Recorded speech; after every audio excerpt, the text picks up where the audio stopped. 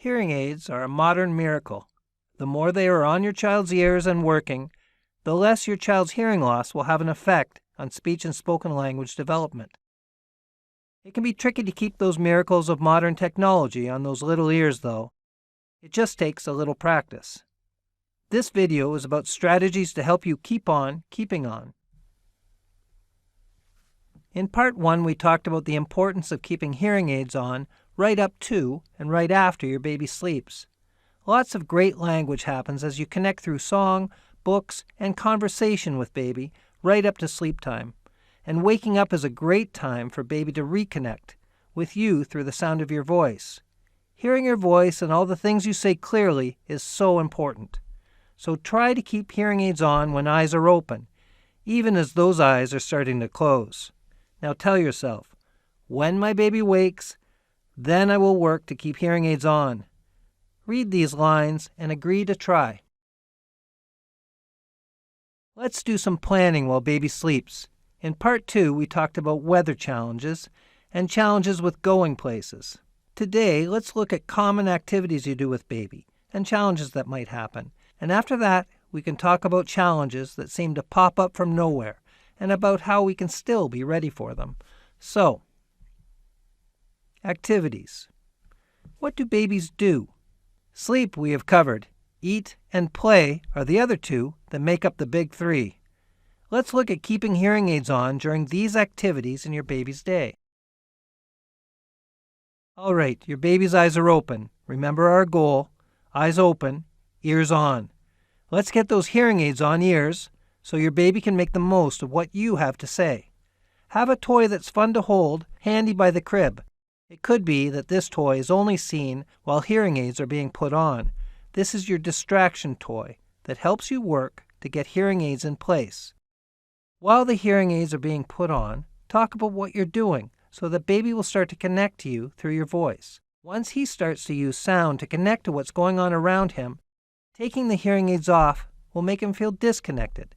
That means he will learn to like his hearing aids and be more likely to want them on. Your baby might be breastfeeding, which is sometimes a challenge for hearing aids. That feedback squeal that the hearing aids make as your baby's head is held close is usually the problem. Many mothers of babies who wear hearing aids find the football hold, shown here, to be a good way to both feed and talk to baby while he hears you loud and clear through his listening technology. If you just can't seem to get it right without a feedback squeal, then take out just one hearing aid, the one pushed against you. With the other hearing aid still in his ear and working, he can hear your voice and connect the sound of your voice with the comfort he feels. At 6 months, your baby will likely start to have solid food.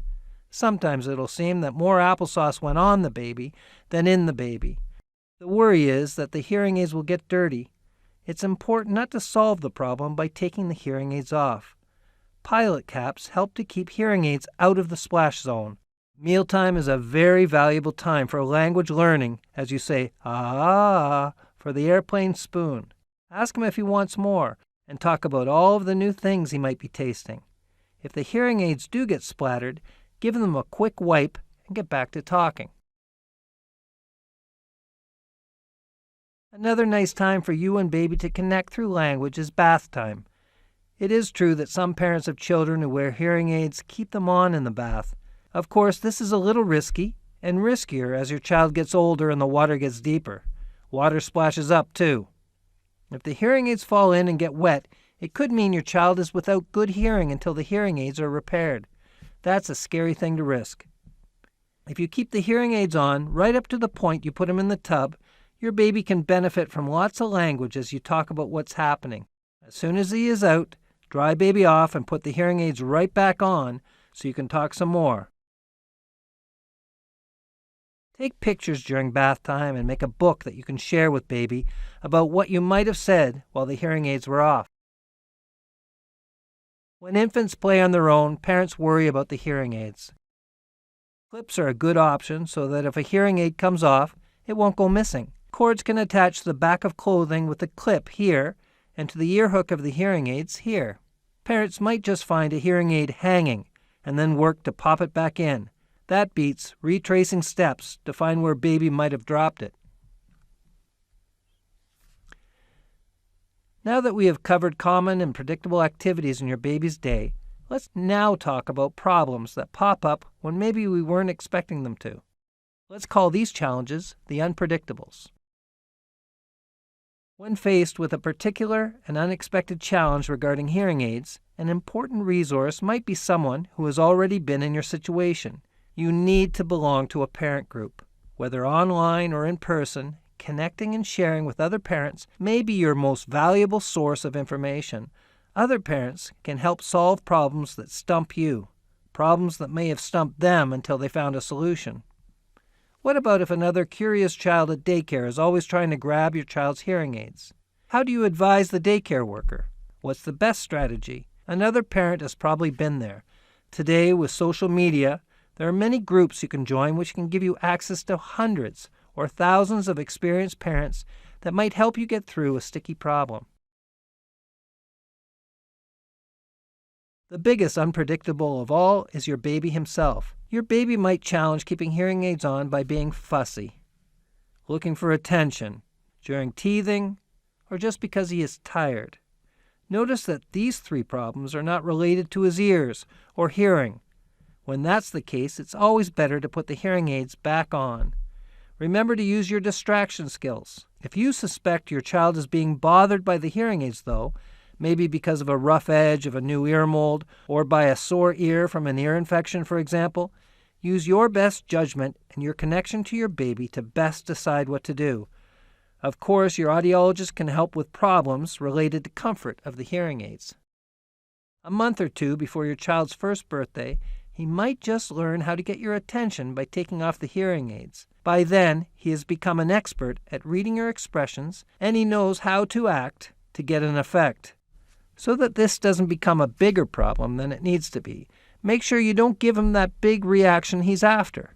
Calmly put the hearing aids back on and say without scolding, "Only Mommy and Daddy take off hearing aids." It's good for you to practice saying this now, as you might be saying it for a while.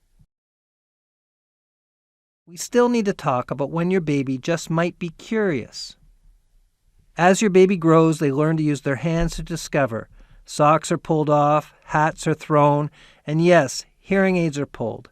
Again, don't make a fuss. Give your baby something interesting to hold or a treat to get their attention and slip the hearing aids back in place.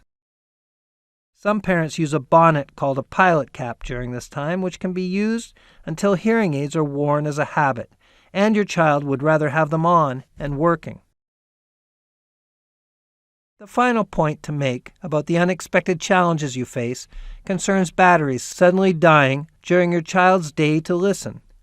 Imagine you saw this guy in the forest, but your camera had a dead battery. That's a lost opportunity. Wherever you go, there are important things for you and your child to talk about. It's another chance for your baby to hear, use, and learn language. Always have extra batteries at hand. Don't miss important opportunities. And by the way, when it comes to language, all opportunities are important opportunities. What are your challenges at this point in time? As your child grows, new challenges will arise. Sorry about that news. So this is an ongoing process with some wins and some fails. With your audiologist and your speech-language pathologist, and of course, guidance from other parents, you can problem solve through just about anything. First, chart your current challenges, problem solve, and then set goals. Reasonable, short-term goals. How about planning to keep hearing aids on throughout just one activity today that usually challenges you? Don't attack all of the activities at once. How about trying the football hold? Choosing small, short-term goals means you will experience more success, and then on to the next goal. Are you ready for the challenges you might face in keeping hearing aids on your baby once he wakes? Be on your toes for those things you are not expecting, too. Repeat after me. When my child wakes, then I will work to keep hearing aids on.